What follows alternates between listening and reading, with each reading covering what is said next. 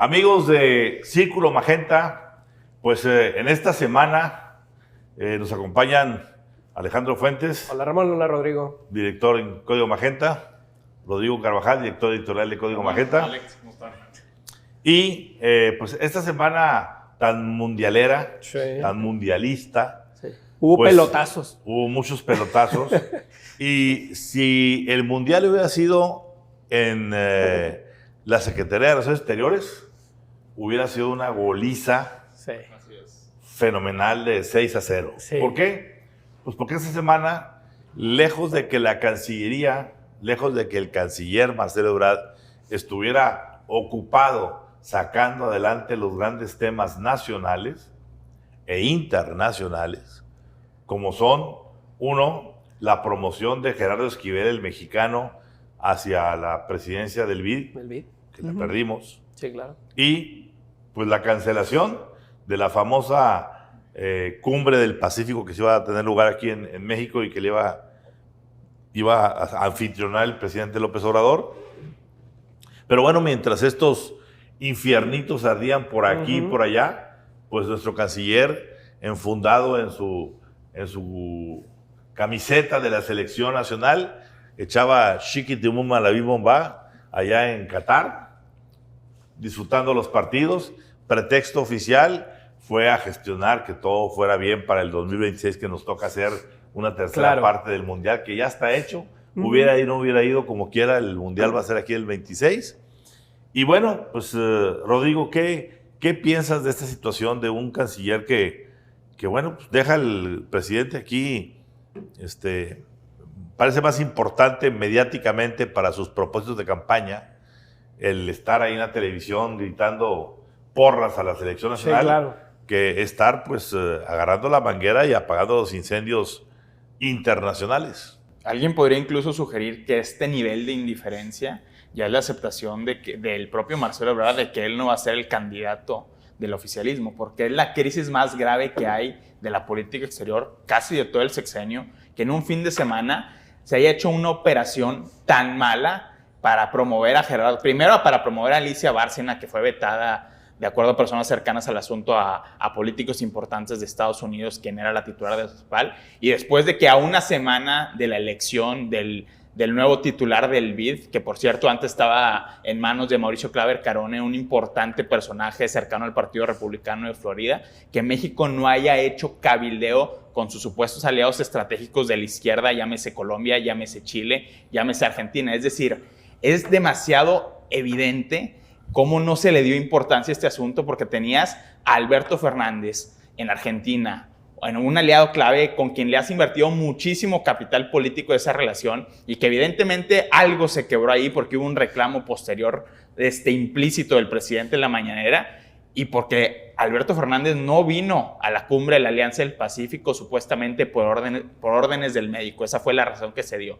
Y después vimos, efectivamente, la falta de operación quedó exhibida cuando Gabriel Boric, en la Ciudad de México, en la reunión con el presidente López Obrador, dijo: a ver, señores, si nos hubiéramos puesto de acuerdo, esto no hubiera ocurrido, pero no hubo cabildeo ni operación de ningún tipo. Y eso pasa primero por la falta de operación de la Secretaría de Relaciones Exteriores de Marcelo Ebrard, específicamente por el subsecretario para América Latina, Maximiliano Reyes. Pasa también por la Secretaría de Hacienda, porque lo único que hizo la gente de Rogelio Ramírez de la O fue un berrinche en este inusual y lamentable comunicado emitido, y por supuesto la gente... Comunicado del BID. Ajá, el comunicado sobre la reelección del BID, y por supuesto también desde presidencia, que López Obrador al parecer no levantó el teléfono para hablar con Alberto Fernández, no levantó el teléfono para hablar con Gabriel Boric. Y levantó la culpa Gustavo directamente a Castillo de Perú. Le aventó la culpa a Castillo de Perú, se involucró en asuntos domésticos, Claro, que es algo que siempre critica él, que toda la política exterior es política interior. Y bueno, es un completo desastre esto en términos de la gestión de Marcelo Ebrard al frente de la Cancillería. Alejandro. Pues pintó un poquito lo que ha sido la vida del canciller en los últimos meses. Hubo una escena bien interesante donde Marcelo Ebrard anuncia que ahí vienen los aguacates al Mundial y que vienen 5 toneladas de aguacates.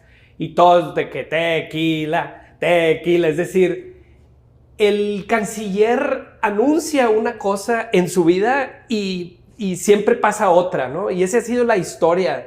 Él anuncia que tiene buenas relaciones con Estados Unidos y que está trabajando, y desde Palacio le avientan otra señal. Él anuncia que está haciendo ciertas negociaciones, pero desde Palacio le vuelven a cambiar la señal.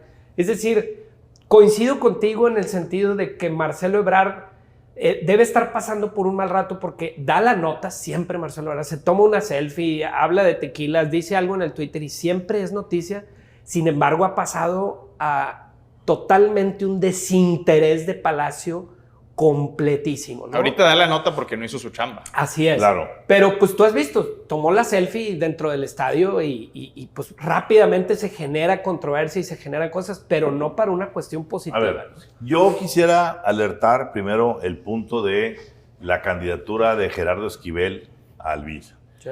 Yo no sé ahí qué tanto sea cuestión estricta de Marcelo Ebrard o si fue un dardo envenenado que plantó el propio presidente, quien traía pendiente la vendetta. Claro. Contra un Gerardo Esquivel, recordemos. Gerardo Esquivel, hombres... Perdón. No te preocupes. Sí. Recordemos, Gerardo Esquivel, hombre muy, muy cercano al presidente López Obrador, tanto que lo promovía para ser el subsecretario de Hacienda, en el entendido de que si algo pasaba con Ursúa en aquella primera Secretaría de Hacienda, Esquivel sería el que podría ascender. Se le candidató incluso para ser secretario de Hacienda. ¿Dónde quedó ese Dream Team de Hacienda de Arturo Herrera, Carlos Ursúa y Gerardo Esquivel? Vanish totalmente. No existe. Todos tuvieron diferencias fundamentales con el presidente. Con el presidente. ¿Por qué? Porque el secretario de Hacienda es el presidente. Claro. O sea, no nos escondamos. Sí. Luego viene el asunto de decir, no se puede sostener con la subsecretaría, porque él muy dignamente defendía sus puntos. Así es. Y le dio al presidente una salida bastante decorosa y bastante buena para el presidente de mandarlo a el Banco de México, a ser el vicegobernador del Banco de México.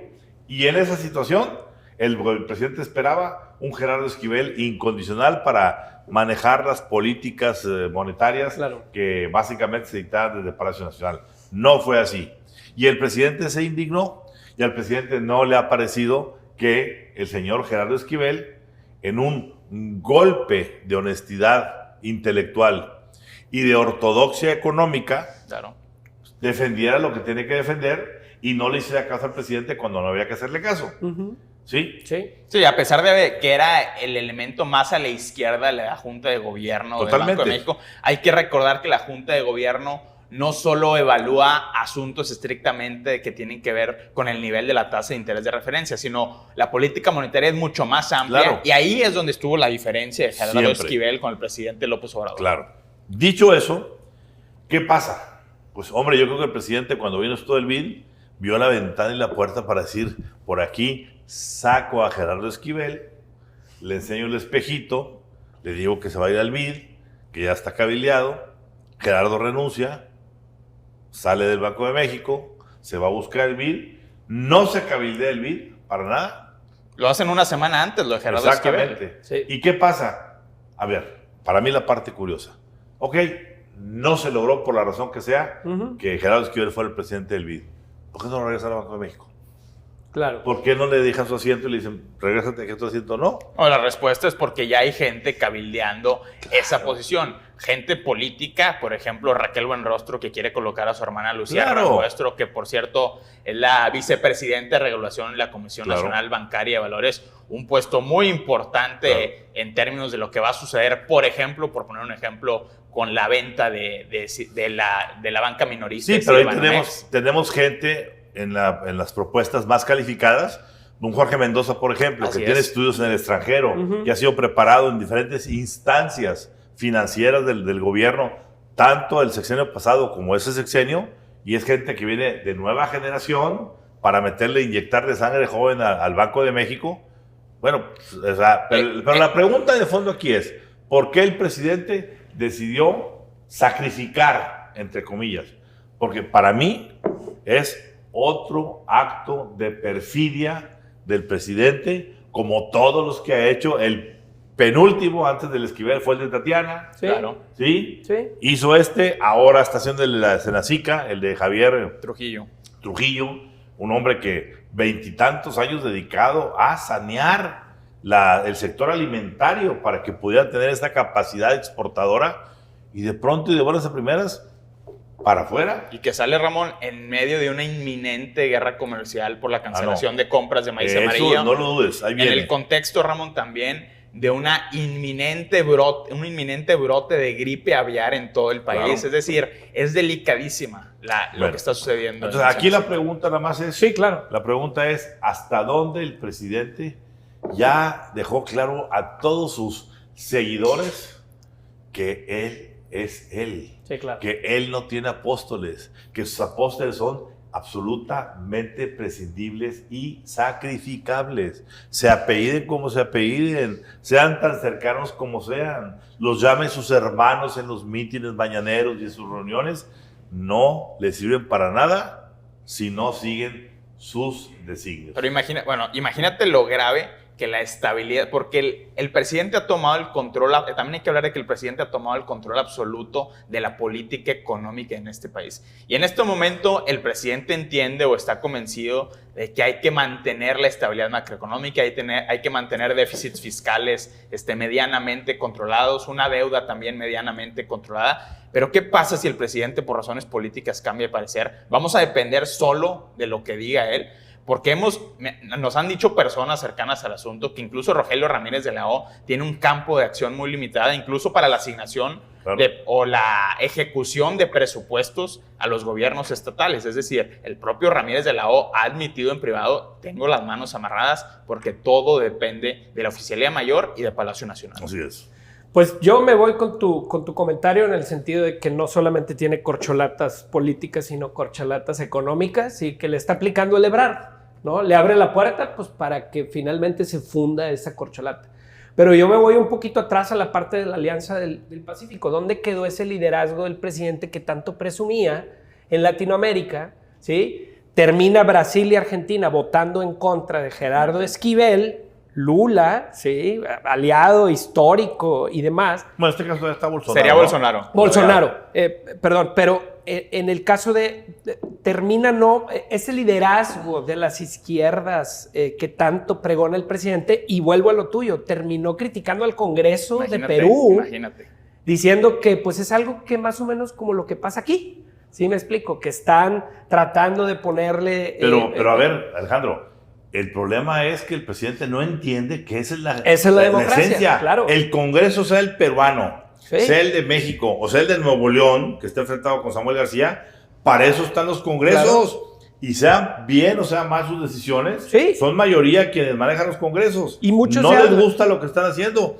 Esperen la próxima elección, voten por otro tipo de partidos y habrá otros congresos. Incluso mucho se habla que en Perú eso ha sido un modo de vida político. Claro. Los congresos siempre han estado fragmentados y eso ha permitido que se haga una depuración política constante y consistente, porque pues sabemos que las fuerzas políticas en Perú han ido de la izquierda a la derecha en pocos años, ¿no? Claro. Entonces, eso ha permitido que en Perú se ha dado la situación de que el expresidente Fujimori, Alberto Fujimori, esté en la cárcel y sus hijos, particularmente su hija, controlen el Congreso peruano en un tiempo. Así es. Entonces, a ver, es una yuxtaposición política, pero así es. Sí. Y la gente así lo vota, así lo quiere, por la razón que sea. Y también... Y el presidente no puede decir, pero el presidente López Obrador no tiene nada que decir en eso. Lo que sí tiene que decir es, México ha perdido influencia y ha perdido poder real y poder soft en América Latina. La intención de López Obrador, al estilo Echeverría, era convertirse en el líder de todos estos países no alineados, empezando pero por la región. Hay una diferencia muy grande, Rodrigo, y es, Echeverría amaba el poder global. Así es. Y salía al extranjero y se iba con Willy Brandt, y se iba al tercer mundo, a todos los países, se iba a placearse a las grandes arenas políticas del mundo, ¿sí? Donde hacía grandes discursos, construía relaciones donde promovía una carta de derechos y deberes de las naciones, traía toda una articulación diplomática muy fuerte. Ahí Porfirio Muñoz Ledo era uno de los personajes que estaba ahí metido en esa cuestión, y sus cancilleres eran señores cancilleres. Ahora, yo no culpo a Marcelo Ebrard. El problema es que tenemos un presidente que desdeña, que Claro. desprecia todo lo que sea, lo que no sea, ya no digas México, Claro. todo lo que no sea Distrito Federal y todo lo que no sea Palacio Nacional. alrededor del Zócalo y Palacio Nacional. O en la mañanera del jueves dijo claramente, no, la marcha, la manifestación que vamos a hacer el domingo, que primero iba a ser una una marcha, contramarcha de los fifís. Ahora ya no. Con el INE, ahora ya no, ahora es para festejar los logros del cuarto año, etcétera, etcétera. Resulta que dicen, no, todos tienen que venir aquí. Ese es Andrés Manuel López Obrador. ¿Cuántas veces hemos visto a López Obrador salir al extranjero fuera de ir a apoyar la campaña de Trump y el jalón de orejas que le dio Biden en Washington? No le interesa. 2 viajes a Washington. Eso es todo lo que ha hecho. Claro. ¿Cuándo está en una reunión del G20?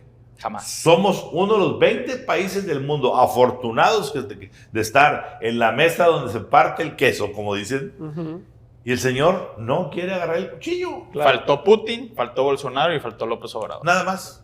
Ujú. Bolsonaro en medio de un proceso electoral, Putin en medio de una guerra Sí. y el presidente macaneando en Tabasco. Y un Ajá. canciller que pues, no tiene la autoridad para hacer acuerdos. O si hace un acuerdo, pues Un se canciller- desdice A después ver, el un acuerdo. canciller, Alejandro, al que le han faltado arrestos para enfrentarse al presidente. A mí me encantaría ver a Marcelo Ebrard adoptar la actitud de Ricardo Monreal, de dignidad, decía el presidente. Entendemos que militamos en el mismo partido, Sí. pero no te vas a ir a hacer el jueguito de aprobarte la famosa ley electoral, porque no voy a quedar en la historia yo como una gente que va a hacer tus designios Así es. y vamos a destruir una institución que le ha dado valor a este país. Claro. Entonces, ¿en qué momento el señor Ebrard le ha puesto un alto? Yo no pido a Claudia Sheinbaum, dejen a Claudia con su boda, ¿sí? Con su gaviota, como dicen ahora. Ujú. No, vamos viendo el canciller. Yo creo que Marcelo Ebrard tiene estatura política para poder pintar una raya. Ya estiró Pero mucho es la tan- liga. Pero es tan condescendiente, Sí. pero está tan atenido a que está esperando a ver si le toca la lotería, Sí. a ver si el señor se digna a poner el dedo así de la espada en la piedra arriba, que bueno, caray, mejor prefiere irse a Qatar, Sí. estar aquí apagando esos incendios. A ver, el asunto de la reunión del Pacífico aquí en México, hombre, ¿con qué facilidad? ¿Tú crees que Marcelo Ebrard lo hubiera arreglado? Yo creo que sí. Yo Con también. tiempo y operación y Absolutamente. experiencia, yo creo que sí lo pudo haber Le arreglado. dio flojera al presidente López Obrador. Para él era más importante organizar la marcha del domingo que estar ahorita este fin de semana en una cumbre Y- del Pacífico, donde para él esas son cosas inocuas, son cosas que pierdes el tiempo, que no valen la pena, que no sale nada para él, ni para Morena, ni para sus corcholatas. No sale nada, pues no vale, no sirve. Sí, claro. Y lo importante para esos personajes que fuera del gabinete no tienen ningún peso político o un capital. Ricardo Monreal, si sale de la Liga del Senado, tiene un peso Claro. político y ya construido un capital.